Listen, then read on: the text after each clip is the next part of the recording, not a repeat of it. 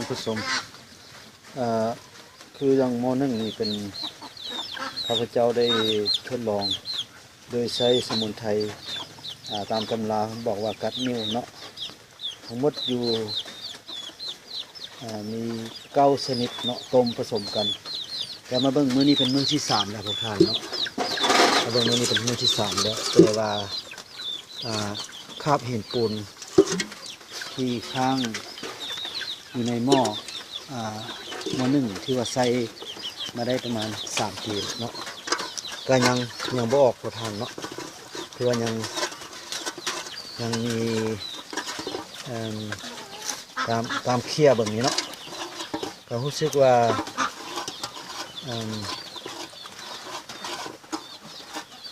ยังบ่ออกเนาะยังแข็ง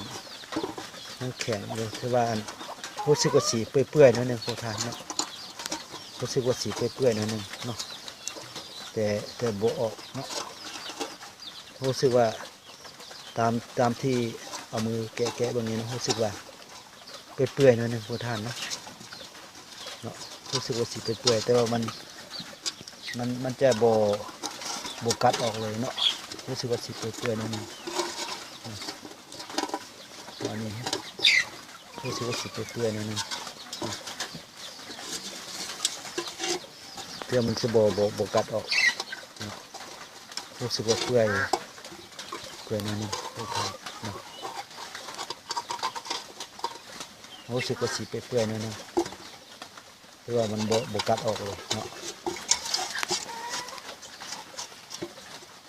รู้สึกว่าสีเปื่อยๆนิดนึง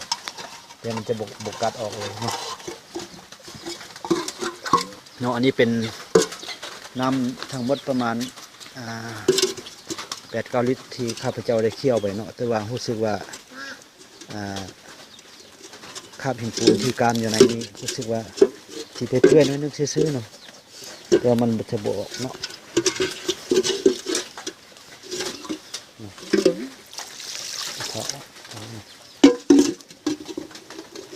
คราบหินปูนยังรู้สึกว่าสีเปื่อยๆนิดนึงซื่อพวกท่านมันจะบ่ออกยังติดอยู่ในหม้อก็ยังติดอยู่ในหม้อก็เนาะคือพวกท่านเห็นนี่เป็นขอบยังติดอยู่ในหม้อก็รู้สึกว่าสีเปื่อยๆนิดนึงซื่อๆ3 มือเนาะแล้วบัดนี้ข้าพเจ้าสินำเอาน้ำมักเนาะผลไม้รวมเนาะมาลองใส่ถอกใส่เลยว่าปลาไว้3 มือมันจะเป็นยังไงเนาะแล้วข้าพเจ้าที่ทำการทดลองเนาะที่ว่าหม้อนึ่งตัวนี้ใส่ได้ประมาณ3 ปีแล้วแต่ที่ว่าอยู่ก้นหม้อนี่จะมีคราบหินปูนเนาะตกค้างอยู่ล่างที่ไหนก็บอกขอทานเนาะแต่ข้าพเจ้าได้เอาสมุนไพร9 ชนิดเนาะที่ว่าสามารถละลายนิ้วมะเขือหลังนี่พวกนิ้วได้เนาะมาต้มปะไว้3 มือแต่ว่ามาเบิ่งแล้วรู้สึกว่าคราบหินปูนนี่ยังค้างอยู่ในหม้ออยู่พวกท่านบ่ทันได้ละลายรู้สึกว่ามีการเปื่อยน้อยนึงเนาะเปื่อยน้อยนึงแต่ว่ามีผลได้ดีกว่านี้เนาะแล้วข้าพเจ้าสิเอาน้ำหมักเนาะหมักไม้เนาะหมักไม้รวมบางชนิดก็ได้ปีปลายเนาะบางชนิดก็ได้8-9 เดือนเนาะว่าสิมีผลทั้งมีผลข้างเคียงมีผลแตกต่างกับสมุนไพรที่ว่า9 ชนิดเชื่อละลายอยู่มาทีหลังมันสิแตกต่างกันบ่ได้เนาะแต่รอท่าข้างผลอีกจาก3 มือเนาะมื้อนี้วันที่28เนาะรอท่าข้างผลอีก3 มือถึงเนาะเฉพาะสมุนไพรนี่ต้มเคี่ยวที่ว่าผลของมันก็ถือว่าบ่ศักดิ์สิทธิ์ปานใดทุกท่านเนาะอันนี้ข้าพเจ้าได้ลองนี่รอท่าข้างผลของน้ำหมักสิเทน้ำหมักใส่นะ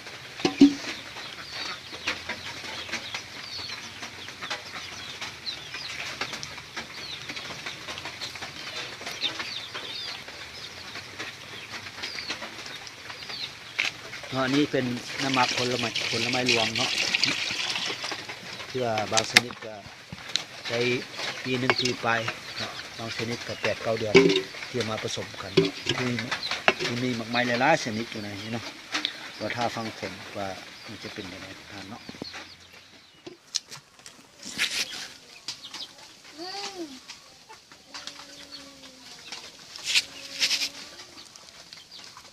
ท่านผู้ชมที่เคารพอันนี้ข้าพเจ้าได้ทำการทดลองหลังจากที่ว่าเอาต้มสมุนไพร8-9 ชนิดเนาะเข้ากันเคี่ยวจากเทศ8 ลิตรได้ลิตรหนึ่งเอามาทอกใส่น้ำหม้อหนึ่งได้3 มื้อแต่ว่าหินปูนเนาะคราบหินปูนที่ว่าอยู่ในหม้อหนึ่งเนาะก็ยังคือเก่ายังบ่สลายแต่เมื่อวานนี้เนาะข้าพเจ้าก็ได้นำเอานำมักเนาะซึ่งมีไม้รวมกันประมาณ19 ชนิดนี่แหละเอามาแช่ใส่ปรากฏว่าเวลาทอกใส่ทบิดเนาะที่ว่าน้ำหมักทอกใส่ที่ว่าหินปูนข้างหม้อหนึ่งมันก็ฟดขึ้นเลยพวกท่านเนาะแต่มาเบิ่งปัจจุบันนี้ถ้าคือพวกท่านสังเกตเห็นเนาะอยู่ในหม้อนี่แล้วคราบหินปูนมันจะหายบ่และจะสังเกตเห็นที่ว่าขอบของหม้อที่ว่าเป็นดำๆเนาะนั่นที่ว่าน้ำหมักมันได้กัดหินปูนออกหมดเลยพวกท่านเนาะ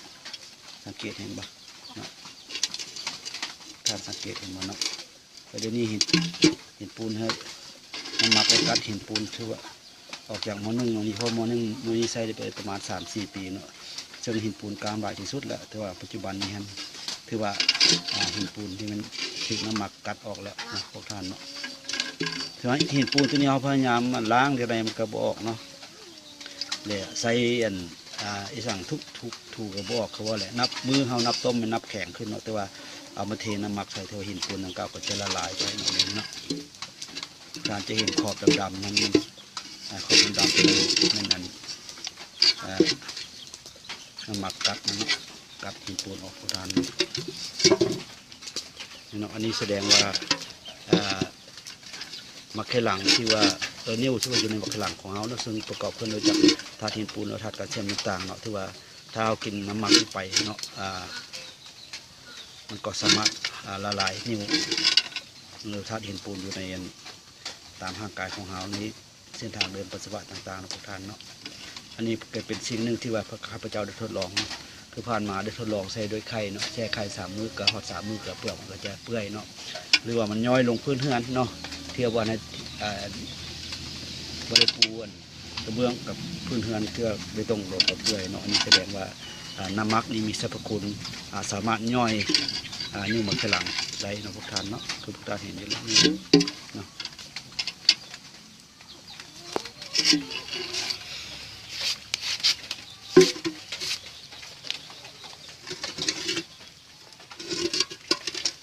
หินปูนมีแล้วพวกท่านนี่